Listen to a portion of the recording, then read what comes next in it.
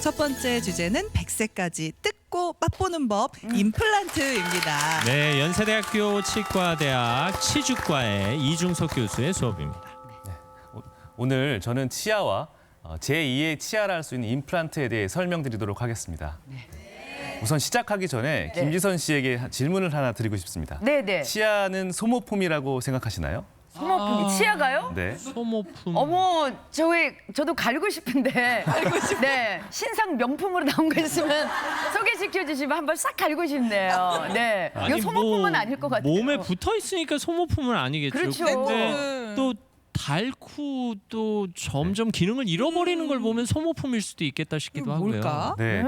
뭐 정확하게 소모품이라고 딱 말할 수는 없지만 사실 그 소모품의 성격을 좀 갖고 있습니다. 아, 우리 몸의 치아와 뼈가 다르죠. 네, 그런데 뼈랑 치아는 성분이 똑같습니다. 그런데 그래요? 우리가 뼈가 부러졌을 때는 부러진 상태로 계속 살진 않죠. 깁스를 하고 안정이 잘 되면 잘 붙습니다. 네. 왜냐하면 뼈 조직이 살아있기 때문에 계속 형성이 되면서 새로 붙는 겁니다. 그런데 치아는 이가 나고 나서 깨지거나 마모가 되면 사실 그 상태로 다시 붙지 않고 계속 사용을 하셔야 됩니다. 그러네요. 치아가 새로 형성되지 않기 때문인데요. 이게 한정적으로 사용을 해야 되는데 요즘은 더더군다나 100세 시대죠. 네. 더 오래오래 사용하셔야 됩니다. 그렇기 때문에 치아를 일종의 소모품처럼 생각을 할 수밖에 없습니다. 네. 잇몸도 치아를 잡아주고 있는 잇몸도 한 번 나빠지면 회복이 잘 안 되거든요. 잇몸도요. 네, 맞습니다. 잇몸병은 치아 주변에 쌓인 세균 덩어리들에 의해서 염증이 생기고 그 염증 때문에 잇몸이 파괴되고 손상이 됩니다. 이런 것들이 40대 전후에 제일 많이 발생하고 진행이 되는데요. 회복이 되지 않고 재생이 되지 않으니까 계속 나빠지게 되고 그러다가 보니까 나이가 들고 고령이 될수록 잇몸 질환을 갖고 있는 사람들이 많아지죠. 치아를 빼는 이유는 굉장히 다양합니다. 네. 이를 다치거나 충치가 생기면 빼기도 하죠. 네. 그런데 이를 빼는 제일 많은 이유는 잇몸병입니다. 아, 그렇군요. 그런데 치아 문제든 잇몸병 문제든 치아를 빼게 되면 치아를 대체할 방법을 찾아야겠죠. 그렇죠. 치아를 이제 빼고 나서 대체하는 방법은 크게 세 가지가 있습니다. 네. 틀니가 있고 그리고 브릿지라고 하는 보철 그리고 임플란트 방법이 있습니다. 틀니랑 브릿지는 오래전부터 사용하던 방법이거든요. 네. 틀니는 치아가 여러 개 빠졌거나 아니면 전체가 다 빠졌을 때 사용하는 방법입니다. 위턱이나 아래턱 전체적으로 덮어주는 형태예요. 네네. 뺐다가 꼈다가 할 수도 있는 그런 가짜 치아입니다. 브릿지는 치아 한두 개가 빠졌을 때 양옆 치아에다 치아를 이용해서 지지하게 돼서 가짜 이를 붙이는 방법입니다. 네. 그림을 보면 이해가 좀 더 편하실 것 같은데요. 네. 우리가 강을 보면 다리가 있죠. 그래서 네. 몇 개의 교각에 걸쳐놓고 긴 상판을 연결해서 다리를 만들죠. 네. 이런 것처럼 옆에 있는 치아를 교각처럼 사용을 합니다. 네. 그래서 치아를 붙이죠. 그래서 이름을 브릿지라고 우리가 하고 있는 거죠. 이 방법들이 오래 쓰인 만큼 잘 사용될 수 있지만 단점 또한 많습니다.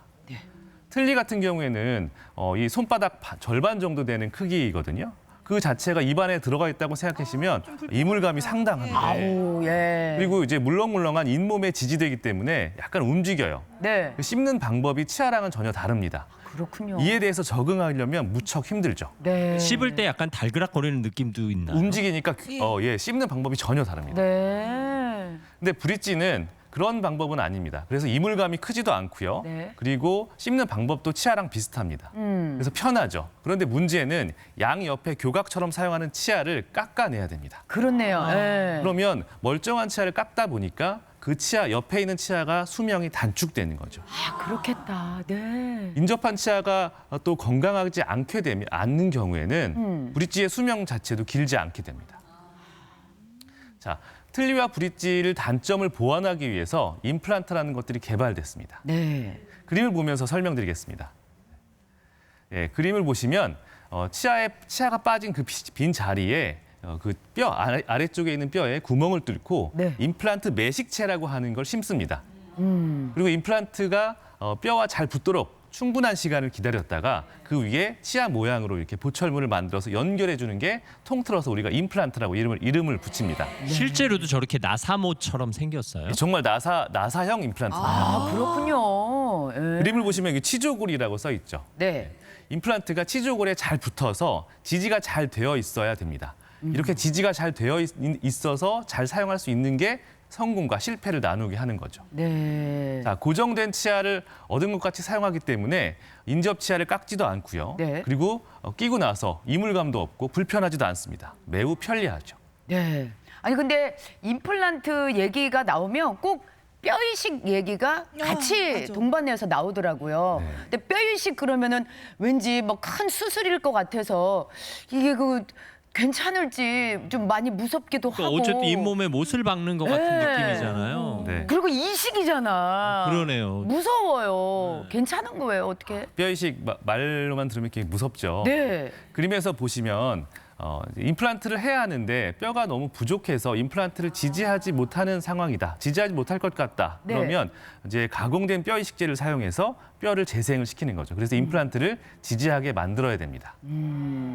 가장 오른쪽 그림처럼 이식된 뼈에서 잘 뼈가 형성이 되면 임플란트가 잘 고정이 되고 사용할 수 있게 되는 거죠. 근데 모든 사람이 뼈 이식을 하는 건 아닙니다. 이렇게 방금 말씀드린 것처럼 뼈가 좀 부족하거나 그래서 임플란트가 지지가 잘 안 되거나 혹은 주변 뼈보다 너무 푹 꺼져 있어서 조화롭지 않게 되는 그런 경우에만 뼈 이식을 합니다. 아, 그래요? 무조건 어떻게 해야 되는 건 보면 아니네. 대대적인 공사라는 셈인데 네. 치과의사 선생님 대단해요. 입 벌려봐야 얼마나 벌려요. 그러니까. 그 좁은 공간에서 그래요. 어떻게 그런 수술을 손기술이 하실까? 대단하시네요. 네. 예. 아. 근데 그러면은 이런 임플란트 같은 거는요. 어떤 사람들은 조금 젊을 때 하루라도 빨리 해야지 잘 되지 않을까 이런 말도 들었거든요. 언제 하는 게 좋아요? 이게 일찍 할수록 좋은 거예요?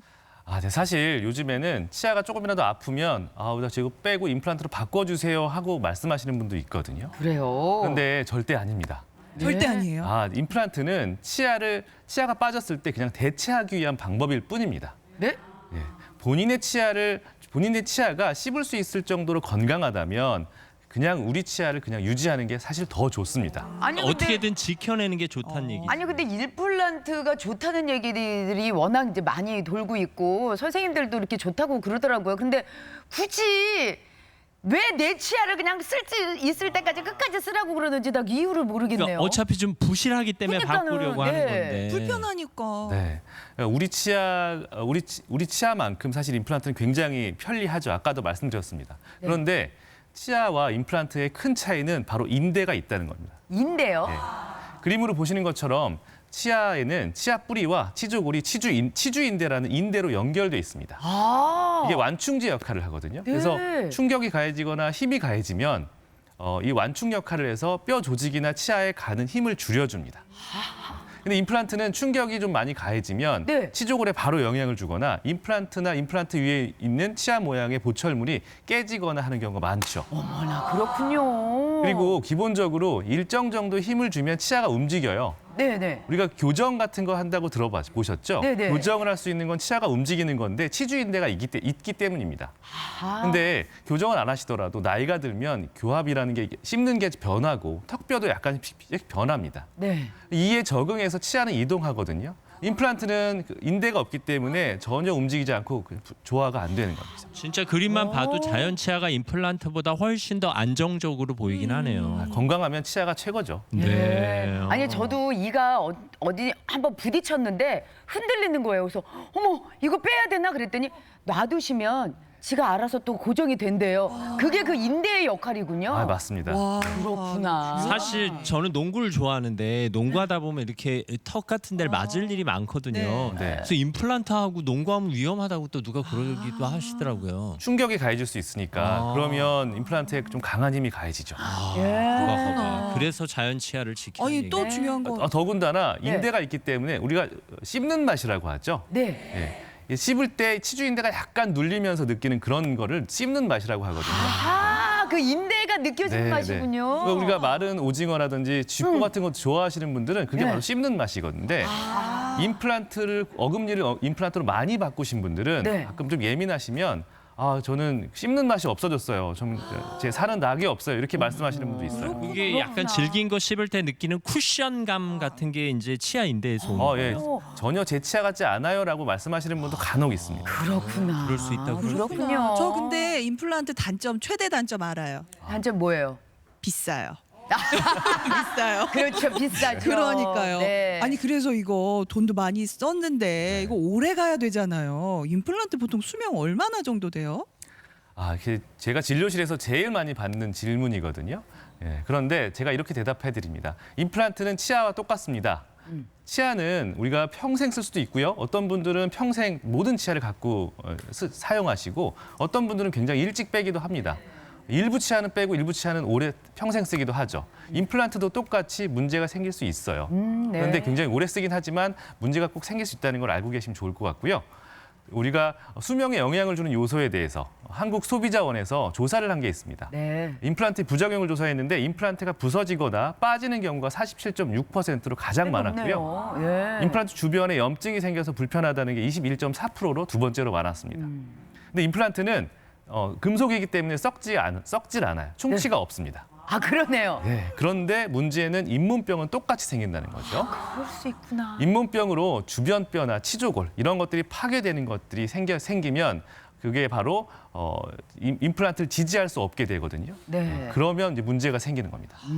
여기서 말씀드리는 그런 잇몸병을 우리는 임플란트 주위염이라고 합니다. 네. 주위에 염증이 생긴다 맞습니다. 뭐 이런 네. 거예요. 임플란트 주위에 염증이 생기면 지지하고 있는 뼈가 파괴되니까 문제가 생기죠. 증상은 피도 나고 네. 울음도 생기고 심하면 임플란트를 제거하기도 해야 되죠. 우와. 자, 잇몸에 그래서 염증이 생기지 않게 하는 것이 임플란트 수명의 바로 핵심이라고 할 수 있습니다. 그러니까 관리를 잘하면 잘할수록 오래 쓸 수 있다는 말이기도 하네요. 예, 맞습니다. 관리를 할수록 그런 문제가 생길 비율이 줄어들죠. 그러겠네요. 특별히 좀 잘 관리할 수 있는 방법이 네. 임플란트를 치아와 똑같습니다. 네. 잘 깨끗하게 관리하는 건데요. 네. 우선 칫솔질을 아주 잘 하시는 거에 제일 중요하고요. 네. 그리고 치아 사이사이를 닦아주는 것들이 아주 중요하거든요. 그래서 치실이나 치간 칫솔을 사용하셔서 이 주변을 깨끗하게 하시면 훨씬 더 오래 쓰실 수 있죠. 아까 충치는 생기지 않는데 잇몸병이 생길까봐 치간 사이를 잘 닦으라는 얘기군요. 네, 맞습니다. 아, 네. 그렇구나. 그럼 임플란트는 누구나 다 할 수 있는 거예요? 거의 모든 분께 다 할 수 있지만 사실 주의해야 할 분들이 있습니다. 네. 사실 이게 임플란트라는 것은 이를 빼죠. 그리고 뼈 일부를 깎아내기도 하고 뼈 이식을 하기도 하고 네. 외과적인 수술이 필요하거든요. 그러다 보니까 출혈이 되거나 혹은 출혈 관련한 지혈 관련한 약물을 복용하시는 분들이 요즘 많은데 네. 그런 분들은 좀 주의를 하셔야 됩니다. 고혈압 환자부터 심장 스텐트 수술을 하셨거나 그리고 심혈관 질환의 고위험군에서는 항혈전제나 항응고제를 복용하시거든요. 네. 이런 분들은 지혈이 잘 안 됩니다. 그래서 주의를 해야 되는데 그렇다고 약을 쉽게 끊어버리면 다른 심혈관계 질환에 문제가 또 발생할 수도 있어요. 그렇죠. 그래서 약 중단을 하려면 그 생길 수 있는 위험성이랑 치과 진료를 하다가 출혈이 생길 그런 정도를 잘 고려해야 되기 때문에 내과 의사 선생님, 치과 의사 선생님 모두 잘 상의를 하셔서 진행을 하셔야 됩니다. 네. 또 반드시 기억해야 될 분들이 있는데 반드시. 예, 골다공증 약물을 복용하거나 주사 맞는 분들이 있거든요. 네. 네. 이런 분들은 방금 말씀드린 외과적인 시술을 하면 뼈가 치유가 되지 않거나 괴사가 발생할 수도 있습니다. 근데 굉장히 극소수이긴 하거든요. 네, 네. 그런데 문제는 한 번 생기면 치료가 굉장히 어렵습니다. 네. 그래서 전문의와 꼭 그 전에 상의를 하시고 약을 중단하거나 아니면 충분히 기다린 다음에 임플란트 수술을 받으셔야 됩니다. 아유, 이 단순한 치과 치료가 아니네요. 네, 그러네요. 이게 어느 정도 시간이 필요한 거죠. 내 이를 빼고 나서 새로운 이를 얻기까지 작업 과정이 필요한 거죠. 아, 네. 임플란트를 하기 위해서는 치아를 빼고 나서 좀 기다리는 시간이 있고요. 네. 그다음에 임플란트를 수술을 하고 또 기다리는 시간이 있어서 몇 달의 시간이 필요합니다. 총 몇 달 정도? 때에 따라 다르고 환자의 상태에 따라 다르지만 네. 예, 한 3에서 6개월 정도 걸린다고 보셔야 됩니다. 오, 쉽지 않네, 쉽지 않아. 네, 네. 예. 네. 제가 오늘 준비한 강의를 좀 마무리하겠는데요. 임플란트는 굉장히 편해서 정말 삶의 질을 많이 개선했습니다. 그래서 치과 의사의 입장에서는 정말 대단한 발명가도 같습니다. 네. 그런데 안타까운 거는 임플란트가 치아보다 좋다라고 생각하는 분들이 좀 많아지고 있는 것 같아요. 네. 그런데 아까도 말씀드렸지만 임플란트는 치아가 빠졌을 때 치아를 대체하는 대체물일 뿐입니다. 네. 사실 치아를 살리는 기술이 굉장히 많거든요. 네. 내 치아를 소중히 아껴서 최대한 쓰고 정말 어쩔 수 없을 때 임플란트로 바꾸셔서 그때 편안히 100세 기간에 오래 잘 사용하시도록 부탁드리겠습니다.